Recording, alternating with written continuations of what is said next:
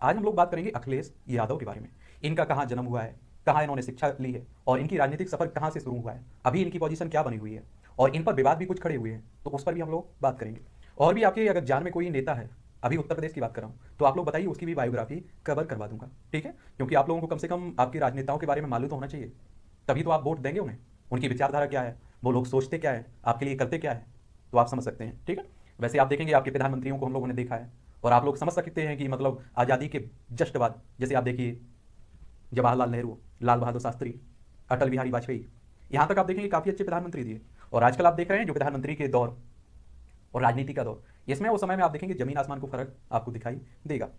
अखिलेश यादव के बारे में अगर हम बात करें, तो आप देखेंगे कि इनका पूरा नाम अखिलेश यादव है और इनकी आप लोगों ने स्पीच भी सुने होंगे, इनके भाषण भी देखे होंगे।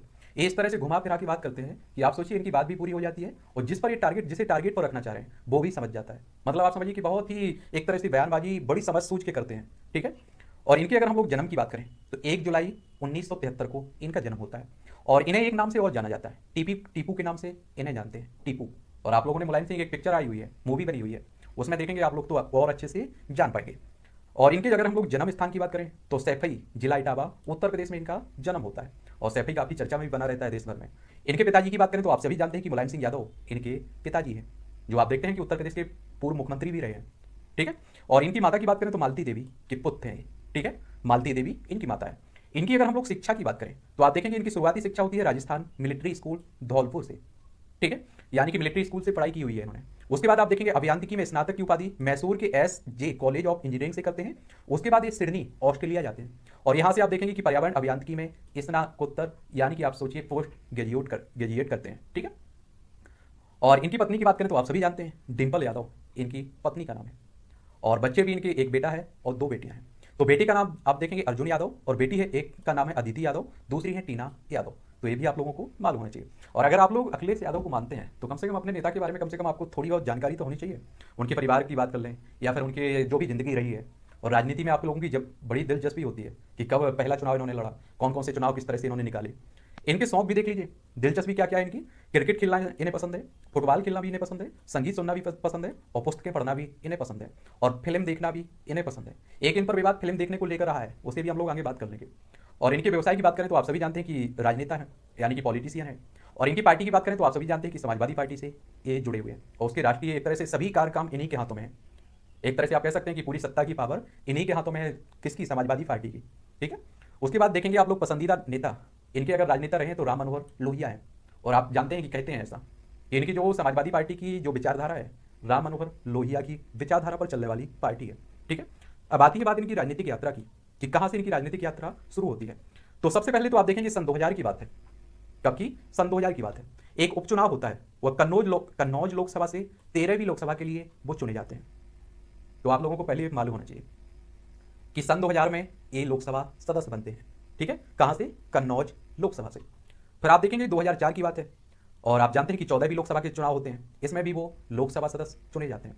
और आप सभी लोग जानते भी होंगे कि उत्तर प्रदेश में आप जानते हैं कि 80 सीटें हैं लोकसभा में और राज्यसभा में आप देखते हैं कि 31 सीटें देखने को मिलेगी और विधानसभा में आप देखेंगे 403 सीटें देखने को मिलेगी और विधान परिषद में आपको 100 सीटें देखने को मिलेगी।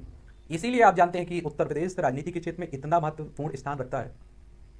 और आप लोगों से पहले भी बता चुका हूं, ऐसा माना जाता है कि अगर उत्तर प्रदेश अगर किसी पार्टी ने अपने कब्जे में ले लिया, वहां से अपनी सीटें निकाल ली, तो केंद्र में सत्ता में आने का एक तरह से उसकी आधी सफलता उसे प्राप्त हो जाती है।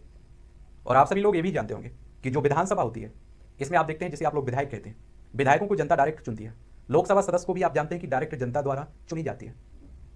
लेकिन आप देखिए कि राज्यसभा होती है, जो ऐसे आपके विधायक होते हैं, जो जिन्हें आप लोग MLA कहते हैं, इनके द्वारा राज्यसभा सदस्यों को चुना जाता है। तो ये भी आप लोग याद रखिए।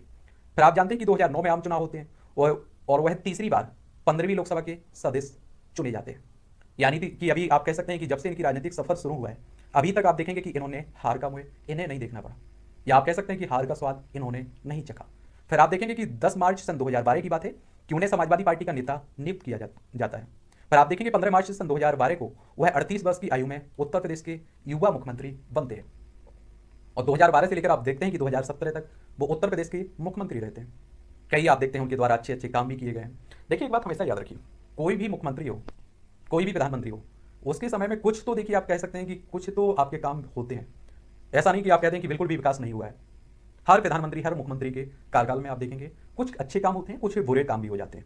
फिर आप देखेंगे 2017 में उत्तर प्रदेश में विधानसभा चुनाव होते हैं और आप जानते हैं कि अखिलेश यादव ने कांग्रेस पार्टी से गठबंधन किया था। फिर भी आप देखेंगे समाजवादी पार्टी चुनाव जीत नहीं सकती है, उसे के पास बहुमत नहीं मिलता है उसे। और आप देखते हैं कि इन्हें अपनी पार्टी में मतलब आप समझते हैं कि बगावत भी हुआ, बड़ा विवाद, परिवार विवाद बना रहा। इसी का रिजल्ट आप देखते हैं कि 2017 की विधानसभा में इन्हें बहुमत नहीं मिलता है और आप जानते हैं कि बीजेपी सत्ता में आती है और उत्तर प्रदेश में मुख्यमंत्री योगी आदित्यनाथ को बनाया जाता है। तो अखिलेश यादव 2012 से लेकर 2017 तक एक बार ये मुख्यमंत्री रहते हैं। लेकिन आप जानते हैं कि सन 2009 में, माफ करिए 2019 में आपके लोकसभा चुनाव होते हैं, 17वीं लोकसभा के। और आप जानते हैं कि आजमगढ़ से अखिलेश यादव चुनाव लड़ते हैं और वो चुनाव जीतते भी हैं। दिनेश लाल निरहुआ इनके विरोध में खड़े हुए थे लेकिन इन्हें नहीं हरा पाए। यानी कि आप कह सकते हैं कि अभी तक इनके अपने चुनाव की बात कर रहा हूं, इन्होंने जितने भी चुनाव लड़े हैं सभी में जीत हासिल की है। तो आप कह सकते हैं कि अच्छे नेता हैं। और देखिए, आप कह सकते हैं कि जब मोदी की हवा चल रही थी, 2014 की बात कर लीजिए या फिर आप लोग 2019 की बात कर लीजिए, अगर अपनी सीट अगर बचा ली है तो इतना तो मानना पड़ेगा कि जनता में इनकी अच्छी पहुंच है, अच्छी पकड़ है। ठीक है, और आप देखिए आने वाले चुनाव में क्या होता है, ये तो आने वाला वक्त ही बताएगा। और इन पर अगर विवादों की बात करें, कुछ विवादों से भी अखिलेश यादव जुड़े रहे हैं। तो आपने देखा होगा 2013 में अखिलेश यादव आईएएस अधिकारी दुर्गा शक्ति नागपाल के निलंबन के कारण विवादों में रहे थे और कहा जाता है कि इन्हीं ने इनका एक तरह से इसमें इनका हस्तक्षेप था। सन 2014 में एक विवाद और खड़ा हुआ था। आप लोगों ने देखी होगी, एक बॉलीवुड मूवी आई हुई थी पीके।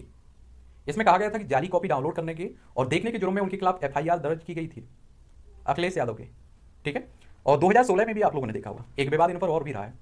कैराना के मुद्दे पर मीडिया द्वारा सवाल पूछने पर अखिलेश ने मीडिया पर अपमानजनक टिप्पणी करते हुए मीडिया के खिलाफ अपशब्द कहे, जिसमें उन्हें कड़ी आलोचना का सामना भी करना पड़ा था। तो इनसे जुड़े कुछ विवाद भी हैं, इनके बारे में अभी आप देखिए कि उत्तर प्रदेश में काफी अच्छी अपनी पेट बनाए हुए हैं। एक नाम उभर के आता है, आगे हम लोग बात करेंगे जयंत चौधरी के बारे में। एक नया आप देख रहे हैं कि दलित नेता चंद्रशेखर रावण, इनका नाम भी काफी उभर के आया हुआ है। तो कई लोगों ने कहा भी है कि इनके बारे में भी हमें बात करनी चाहिए। तो आने वाले समय में जब भी टाइम मिलता है हम लोग इनके बारे में भी बहुत अच्छे से बात कर लेंगे कि कम से कम उभर रहा है जो नया नेता आ रहा है उसके बारे में मालूम तो होना चाहिए। ठीक है, तो मिलेंगे हम लोग आगे।